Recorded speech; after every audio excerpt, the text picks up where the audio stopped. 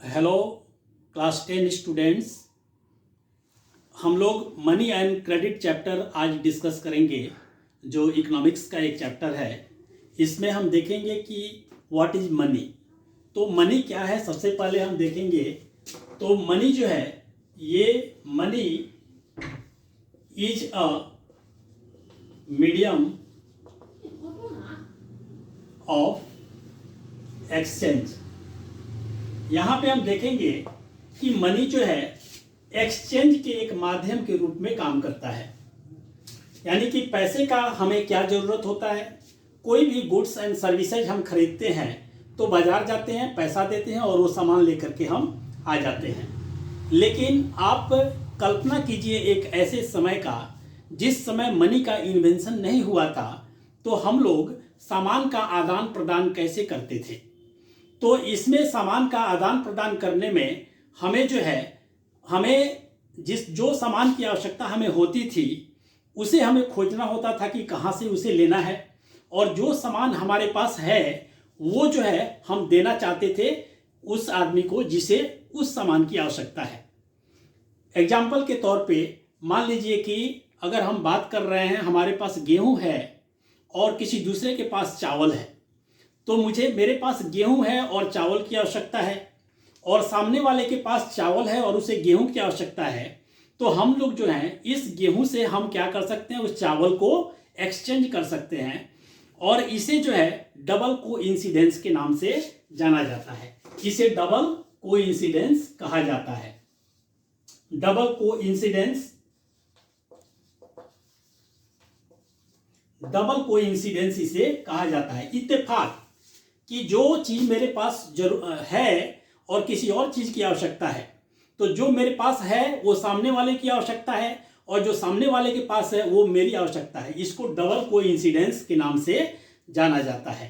तो ये जो था, जब मनी का इन्वेंशन नहीं हुआ था तो इस तरह से सामान का एक्सचेंज किया जाता था, जिसे इस सिस्टम को बार्टर सिस्टम कहा जाता था। इस सिस्टम को बार्टर सिस्टम के नाम से जाना जाता था। तो इस तरह से हम गुड्स, यानी कि exchange of goods for goods, exchange of goods for good जो है ये बार्टर सिस्टम के नाम से जाना जाता है। तो इसमें जो है हमने, जब मनी का इन्वेंशन हो गया तो ये आप अनुमान लगा सकते हैं कि बार्टर सिस्टम में कितनी डिफिकल्टी होती होगी सामान को सामान से एक्सचेंज करने के लिए, क्योंकि उसमें डबल कोइंसिडेंस की आवश्यकता होती थी। लेकिन जब मनी का इन्वेंशन हो गया तो आज के डेट में जो हमारे पास मनी है, उस मनी को जो है हम ले जाकर के बाजार में लेके जाते हैं, और जो भी सामान आपको खरीद करके लेके आना होता है वो आप पैसे दे करके और सामान लेकर के आ जाते हैं। मान लीजिए कि आपको कपड़ा खरीदना है, आपने पैसा दिया और कपड़ा ले लिया दुकानदार से। मान लीजिए कि आपको जूते चप्पल खरीदने हो, आपने पैसे दिए और जूते चप्पल दुकानदार से ले लिया और वापस आप घर आ गए। तो ये काम जो था बार्टर सिस्टम की तुलना में आज का जो एक्सचेंज ऑफ गुड्स जो है, यानी कि हमने पैसा दिया और सामान खरीद लिया, ये कितना आसान जो है ये हो चुका है। ये तो इस तरह से इसमें मनी जो है ये मीडियम ऑफ एक्सचेंज के रूप में ये काम करता है। अब इसके बाद जो है हम लोग डिस्कस करेंगे मॉडर्न फॉर्म्स ऑफ मनी। तो मॉडर्न फॉर्म्स ऑफ मनी जो है वो क्या है। तो मॉडर्न फॉर्म्स ऑफ मनी में हम चर्चा करेंगे,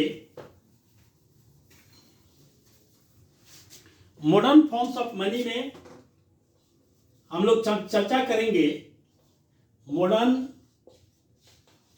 forms of money. Modern forms of money यानी कि आज के ये मॉडर्न वर्ल्ड है, और इस मॉडर्न वर्ल्ड में हम मनी को किस रूप में हम यूज करते हैं।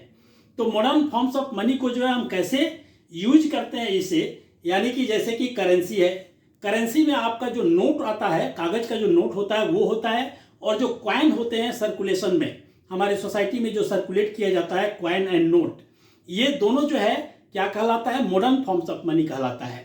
तो करेंसी आपका आ गया, पहला जो है वो करेंसी हो गया modern forms of money, currency. दूसरा जो है deposits with bank, deposits with banks, deposits with bank है। तो इसे जो है बैंक के साथ जो डिपॉजिट किया गया। तीसरा जो है चेक पेमेंट, ये भी मॉडर्न फॉर्म्स ऑफ मनी है। चेक पेमेंट जो है ये मॉडर्न फॉर्म्स ऑफ मनी है, चेक पेमेंट्स। तो इस तरह से ये हमारे मॉडर्न फॉर्म्स ऑफ मनी है, जिसे हम इसमें मनी के रूप में इसे यूज करते हैं। करेंसी जिसमें नोट और कॉइन दोनों आते हैं। डिपॉजिट्स विद बैंक, यानी कि बैंक के पास आपने जो भी पैसे जमा किया है वो भी मॉडर्न फॉर्म ऑफ मनी है। आप कभी भी उसे कैश करा सकते हैं, एटीएम के माध्यम से निकाल सकते हैं। आजकल तो डिजिटल मनी जो है इतना पॉपुलर हो चुका है कि अब जो है हमें फिजिकली हमें जो है भौतिक रूप से पैसे को पॉकेट में ढोने की जरूरत नहीं है, हम जो है एटीएम यूज करते हैं। साथ में चेक पेमेंट होता है, चेक पेमेंट भी मॉडर्न फॉर्म्स ऑफ मनी है।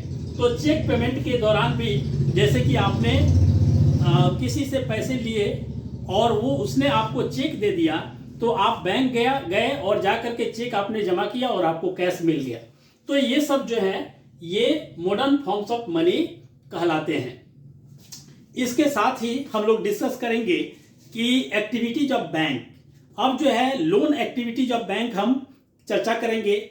एक्टिविटीज में बैंक के साथ जो भी एक्टिविटी होती है वो किस तरह से होती है, तो उसमें हम डिस्कस करेंगे कि आइए देखते हैं हम कैसे बैंक के लोन एक्टिविटीज को जो है डिस्कस करते हैं। लोन एक्टिविटीज को हम कैसे डिस्कस करते हैं, तो लोन एक्टिविटीज ऑफ बैंक, इसमें जो है लोन एक्टिविटीज ऑफ बैंक में तीन पार्टी जो है इसमें इन्वॉल्व होते हैं। इसमें तीन पार्टी इन्वॉल्व होते हैं। एक क्या होते हैं, बोरोवर होते हैं। बीच में जो है बैंक होता है। तो हम लोग डिस्कस कर रहे हैं इसमें कि लोन एक्टिविटीज ऑफ बैंक जो है इसमें तीन पार्टी होते हैं। एक को बोरोवर कहते हैं, दूसरे को बैंक कहते हैं, और तीसरा जो होता है वो होता है डिपोजिटर होता है, डिपोजिटर्स होता है। ये जो है इसमें डिपोजिटर जो है बैंक में पैसा जमा करता है, और जो भी पैसा डिपोजिटर जमा करता है बैंक में उस पे खास रेट ऑफ इंटरेस्ट जो है उसे मिलता है।